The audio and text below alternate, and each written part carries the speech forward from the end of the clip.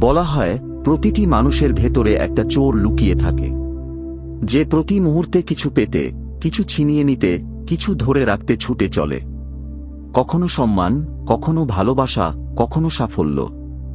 আর এই ছুটে চলার মধ্যেই আমরা ভুলে যাই যে সবচেয়ে মূল্যবান জিনিস যা আমাদের বদলাতে পারে, সেটা বাইরে কোথাও নয়, আমাদের ভেতরেই আছে। জীবন মাঝে মাঝে আমাদের সেই সাধুর মুখোমুখি করে দেয়, এক নীরব অভিজ্ঞতা, এক দৃষ্টি, এক চুপ করে থাকা, যা আমাদের থামায় না, শুধু আয়না দেখায়।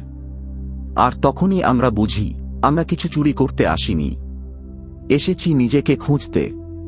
প্রশ্নগুলো বাইরের জগৎকে নিয়ে নয়, নিজের খালি হয়ে যাওয়া ভেতরকে নিয়ে। অনেক সময় যেই রাত আমাদের ভেঙে দিতে আসে, সেই রাতই আমাদের গড়ে দিয়ে যায়। আর সেই ভাঙনের মাঝেই আমাদের সব মুখোশ খুলে পড়ে, যেগুলো আমরা দুনিয়ার জন্য পড়ে থাকি। যখন সবকিছু হারিয়ে যায়, তখনই ভেতরে কিছু জন্মায়, কিছু সত্যিকারের, কিছু নিজের। আসল বদল আসে না কোনো উচ্চারণে, সেটা আসে নিঃশব্দে, এক সাধুর মতো।